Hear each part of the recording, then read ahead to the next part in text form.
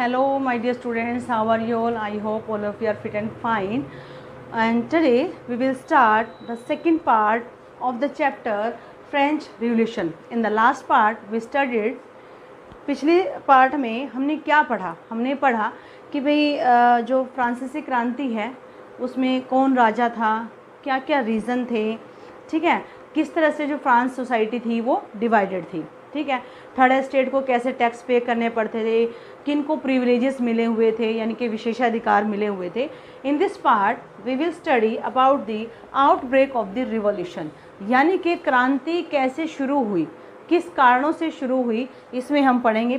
पहले भी हमने पिछले पार्ट में भी पढ़ा था कि पहला कारण तो हमारा यही था कि जो फ्रांस सोसाइटी वो 3 पार्ट्स में डिवाइडेड थी, ठीक है, उनके ऊपर बहुत सारे अत्याचार होते थे, ये बड़े reason.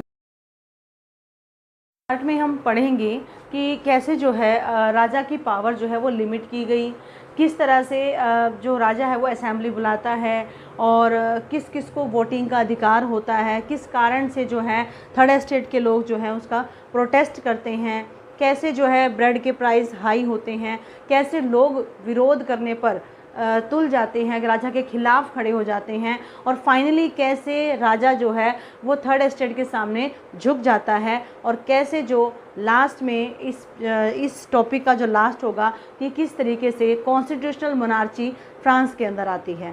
So let's start the part. So students, as you are seeing on your screen, the second part of the chapter number 1 of the history. In the last part what we studied I have already told you. Okay, now we are going to start. The main heading of this part is the outbreak of the revolution, means to say क्रांति कैसे हुई या क्रांति का विस्फोट कैसे हुआ, उसके सारे रीज़न यहाँ पर बताए जाएंगे. यहाँ पर एक कॉलम दिया गया है, ये देखो, यहाँ पर जो इम्पोर्टेंट डेट्स हैं ये आपको याद करनी है. 1774 में लुई 16 राजा बना था. 89 में क्या हुआ था, एस्टेट जनरल जो हुई थी उसकी असेंबली हुई थी. 91 में जो है कॉन्स्टिट्यूशन बनाया गया था जिसके कारण राजा की जो पावर है वो लिमिट कर दी गई थी. 92 और 93 में जो है फ्रांस एक रिपब्लिक कंट्री बन गया था और जैकोबिन रिपब्लिक गिर गई थी, ठीक है, और फ्रांस में डायरेक्टरी रूल आ गया था. 1804 में नेपोलियन जो है फ्रांस का राजा बना था और 15 में वो दोबारा से वाटरलू में हार गया था. ये जो मेन डेट्स हैं ये आपको याद रखनी है. चलिए स्टार्ट करते हैं. Louis 16 had to increase taxes for the reason you have learned in the previous section. How do you think he could have gone about doing this?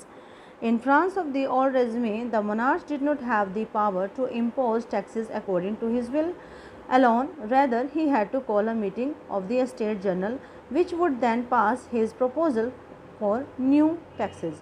देखो, आपने लास्ट पार्ट में पढ़ा था कि जो लुई 16 जब राजा बना तो उसके पास कुछ भी नहीं बचा था, यानी कि उसका जो ट्रेजर था वो खाली था. लेकिन वहाँ पर एक और रूल था, अगर वो टैक्सेस बढ़ाता तो अकेले नहीं बढ़ा सकता था.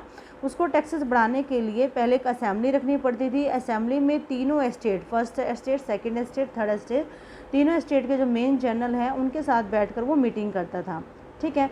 The estate general was a political body to which the 3 estates and the representative. और जो स्टेट जनरल थी यानी कि तीनों की जो मेन जनरल्स आते थे, साथ में इनके मेन नेता भी आते थे. एक पॉलिटिकल बॉडी है, एक राजनीतिक ऐसी जगह है जहाँ पर जो है तीनों स्टेट जो है अपने रिप्रेजेंटेटिव, अपने प्रतिनिधियों को भेजते थे. However the monarch could alone could decide when to call a meeting of this body. The last time it was done was in 1614. ये भी याद रखना. तो क्या हुआ, जो राजा जो है कभी भी निर्णय ले सकता है इस मीटिंग को बुलाने का, और इससे पहले, अब ये तो राजा बनने के बाद की है, उससे पहले जो ये मीटिंग थी वो 1614 में बुलाई गई थी. On 5 May 1789 Louis 16 call together an assembly of state general to pass proposal for new taxes. A resplendent hall in Versailles was prepared to host the delegates. अब 5 मई 1789 को उसने एक असेंबली बुलाई गई थी और ये बहुत ही बड़ा हॉल था, बहुत ही शाही हॉल था वर्सले के अंदर, जहाँ पर ये डेलीगेट्स आए थे. The first and the second estate sent 300 representative each who were seated in rows facing each other on 2 sides, while the 600 members of the third estate had to stand at the back. वहाँ पर भी देखो भेदभाव होता था। जो first और second state थे वो अपने 300 मेंबर भेजते थे, ठीक है, 300 उसके और 300 सेकंड के, और उनके लिए प्रॉपर सीट थी लाइनों में। लेकिन जो थर्ड स्टेट था जिसमें किसान वगैरह थे, उनके 600 रिप्रेजेंटेटिव आए, लेकिन एक बंदे के लिए भी उन्होंने सीट प्रोवाइड नहीं की। The third estate was represented by its more prosperous and educated member, peasants, artisans and women were denied entry to assembly. अब थर्ड स्टेट के जो मेंबर्स थे वो सारे पढ़े लिखे जाते थे, या फिर जो पैसा, जिनके पास अच्छा पैसा था, और छोटे किसानों को, कलाकारों को और औरतों को यहाँ पर मनाही थी जाने से, ठीक है। However their grievances and demand were listed in some 40,000 letter which the representative had brought with them. फिर भी जितने भी उनके दुख दर्द थे या मांगे थी वो भी उनके सामने रखी गई। 40,000 लेटर उनके जो प्रतिनिधि थे लोगों की तरफ से, 40,000 जो लेटर्स हैं वो लेके आए थे। उन लेटर्स में उनकी डिमांड्स थी। Voting in the state general in the past had been conducted according to the principle that each state had one vote. अब क्या हुआ, वहाँ पर जो है वोटिंग जो होती थी वो एक अलग तरीके से होती थी। जैसे 300 मेंबर है, 300 मेंबर का एक वोट होता था। तो ये देखो ये गलत था ना, वहाँ के 600 मेंबर, इनके 300 मेंबर, तो हर एक को एक एक वोट, उनको 2 होना चाहिए, बट नहीं मिलता था। This time to Louis XVI was determined to continue the same practice, but the members of the third estate demanded that voting now be conducted by the assembly as a whole, where each member would have one vote. अब इस बार भी Louis 16 यही करना चाहता था, लेकिन third estate के लोगों ने कहा कि हम कुछ चेंज करना चाहते हैं, यहाँ पर जितने मेंबर हैं हर एक को एक वोट मिलना चाहिए, ठीक है।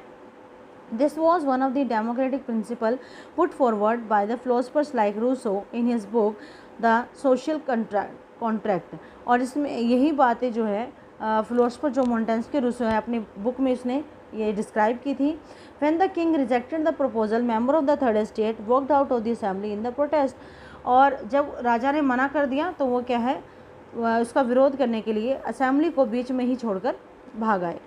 The representative of the third estate viewed themselves as a spoken and for the whole French nation. On 20th June, they assembled in the hall of an indoor tennis court in the ground of Versailles.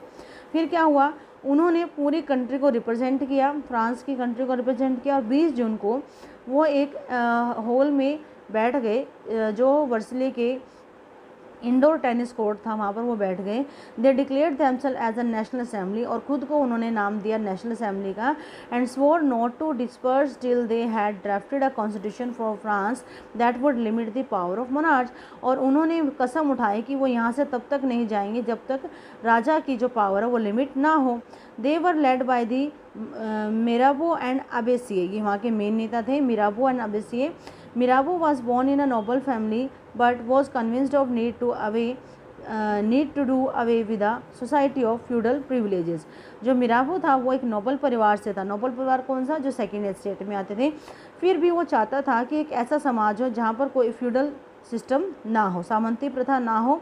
He brought out a journal and delivered powerful speech to the crowds assembled at Versailles, और उसने एक journal निकाला और एक powerful speech दिया लोगों के सामने। Abbe Sieyes originally a priest wrote an influential pamphlet called what is the third estate. और अबेसिए भी एक बहुत ही मतलब ये पुजारी था, ये भी एक फर्स्ट स्टेट से बिलोंग करता था। इसने भी एक बहुत अच्छा पैम्पलेट लिखा जिसमें इसने मेन हेडिंग लिखी what is the third estate, third estate क्या है। While the national assembly was busy at the Versailles drafting a constitution, the rest of France seethed with turmoil. जब ये जो लोग थे नेशनल असेंबली में बिजी थे, लेकिन पूरा फ्रांस जो है वो उपद्रवों से भर चुका था। उपद्रव मतलब लड़ाई, दंगे होने शुरू हो गए थे। A severe winter had meant a bad harvest, क्योंकि वहाँ पर बहुत कड़ी ठंड पड़ी थी जिसके कारण वहाँ की फसल जो है बहुत बुरी हुई थी।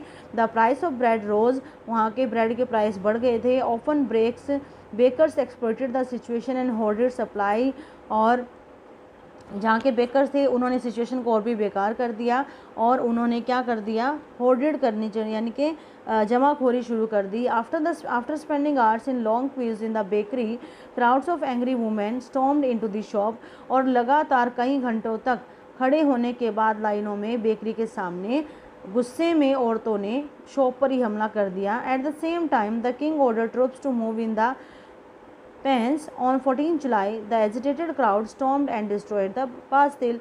और इसी समय जो है राजा ने ये कह दिया टुकड़ियों को कि जाओ हमला करो, और इसी समय जो भीड़ ने बास्तिल जेल जो मैंने स्टार्टिंग में आपको बताया था उसका विनाश कर दिया, उस पर हमला कर दिया। In the countryside rumours spread from villages to villages that the lords of the manor had hired bands of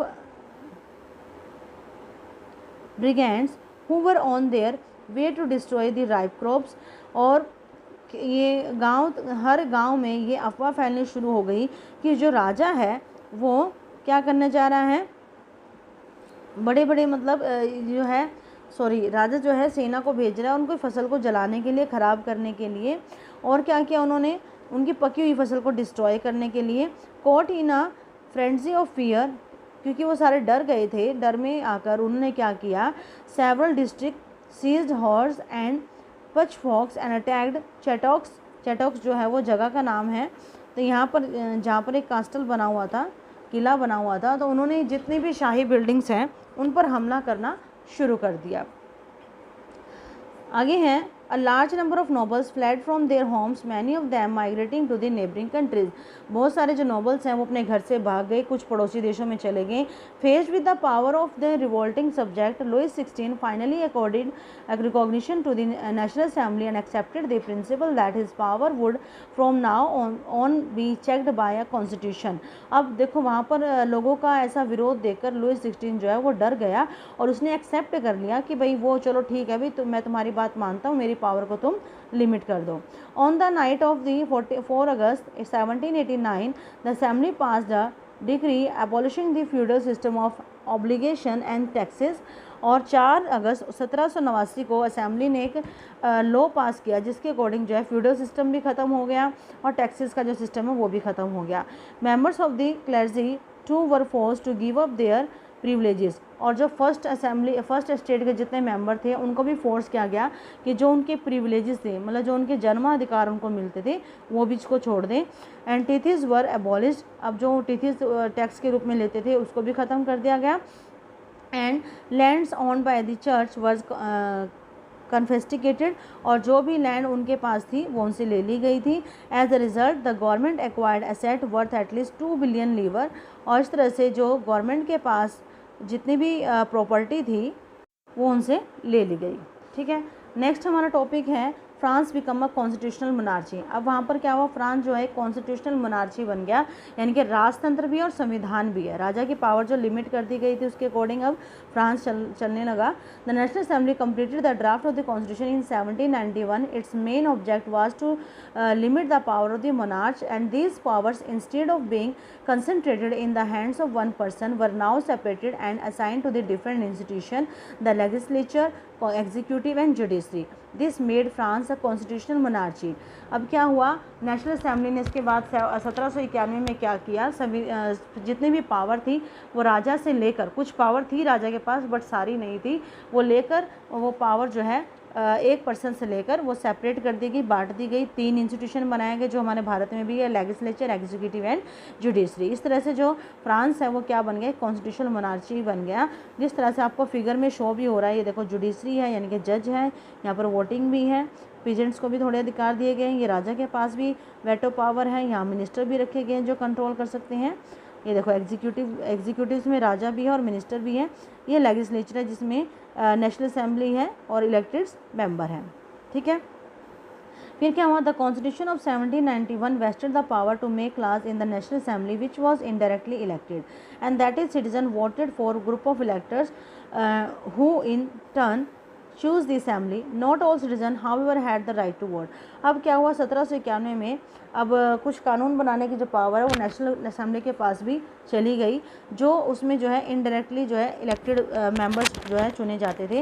and this is that is citizen, और ये वहीं के जो नागरिक थे वो उनको चूज़ करते थे। लेकिन अभी भी जो राइट टू वोट है वो सबको नहीं मिला था। ओनली मैन अबाउट 25 ईयर्स, इसको अंडरलाइन करना सभी, जो 25 साल से ऊपर का इंसान है, who paid taxes equal to at least 3 days of labor wages were given the status of achieved citizen active citizen that is they were entitle to vote, यानी कि सिर्फ वही आदमी वोट कर सकता है जो 25 साल का है और जो कम से कम 3 दिन की अपनी जो है पेमेंट जितना जो उसको मिलता है कमाई का उसके जितना टैक्स पे कर सकता है, उसी को है नागरिकता दी गई, उसी को वोटिंग का अधिकार दिया गया। The remaining man and all women were classed as passive citizen, बाकी जो आदमी और औरत हैं वो पैसिव सिटीजन थे, यानी कि सिटीजन तो थे बट निष्क्रिय थे, उनकी कोई क्रिया नहीं थी, एक्टिविटी कोई नहीं थी पॉलिटिक्स में।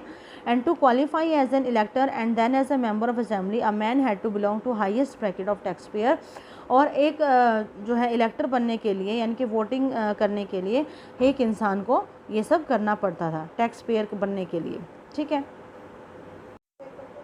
The constitution began with the declaration of the rights of man and citizen rights as the right of life, right to life, freedom of speech, freedom of opinion, equality before law were established as natural and inalienable rights, that is they belong to each human being by birth and could not be taken away. It was the duty of the state to protect each citizen natural rights. फिर क्या हुआ, जैसे हमारे भारत के अंदर हमें fundamental rights दिए गए तो वहाँ पर भी कुछ राइट्स जो है डिक्लेयर किए गए उनके संविधान के अंदर। ये देखो इनका संविधान दिखा भी रखा है, ये आपको शो हो रहा है पिक्चर के अंदर। तो यहाँ पर हमारे राइट टू वोट छोड़कर बाकी देखो जीने का अधिकार, फ्रीडम बोलने का अधिकार, अपने ओपिनियन रखने का अधिकार, कानून के सामने सब बराबर, ये सब जो अधिकार हैं वो रखे गए और ये बोला गया कि ये हमारे जन्माधिकार है और ये हमसे कोई भी छीन नहीं सकता। आगे हैं कुछ सिंबल आपको शो हो रहे हैं, ये सिंबल आपको याद रखनी है। ये टूटी हुई चेन फ्रीडम का है, ये बंडल ऑफ फेस है, ये एकता का प्रतीक है, ठीक है, कि भाई हम अगर हम इकट्ठे रहें तो हमें कोई नहीं तोड़ सकता। ये जो आई है ये इस बात का सिंबल है कि सभी को देखा जा रहा है, इक्वली देखा जा रहा है। और ये जो है आपके सामने स्कैप्चर, ये सिंबल ऑफ रॉयल पावर है, यानी कि राजा की पावर का सिंबल है। यहाँ पर जो एक आपको रिंग दिखाई दे रही है स्नेक की जो अपनी ही टेल को खा रहा है, ये किस चीज़ का सिंबल है? सिंबल ऑफ एटर्निटी, यानी कि अमरता का, जो कभी ख़त्म ना हो, ठीक है ना, ये चीज़ का सिंबल है। नेक्स्ट आपको सिंबल एक रेड कैप दिखाई दे रही है, ये वही इंसान पहनता था, वही जो पहले दास था और अब फ्री हो चुका है। यहाँ पर आपको ब्लू वाइट रेड में एक जो है लेडी दिखाई दे रही है ड्रेस के अंदर, ये नेशनल कलर है फ्रांस के, जो भी उनके झंडे में दिखाई देते हैं। उसके बाद जो ये आपको पंख लगाई हुई लेडी दिखाई दे रही है, ये जो है पर्सोनिफिकेशन ऑफ लॉ है, यानी कि उनके कानून को शो किया गया है। और यहाँ पर आपको एक बुक दिखाई दे रही है, ये इसमें सारा लिखा गया है कि सभी जो है कानून के सामने बराबर हैं। तो आज के लिए बेटा आपका सेकंड पार्ट ख़त्म होता है। आपको ये सारे सिंबल जो हैं अपनी नोटबुक में बनाने हैं। इस पार्ट में हमने पढ़ा कि किस तरह से वहाँ पर क्रांति हुई, ठीक है। I hope you understand this part. Thank you, have a nice day.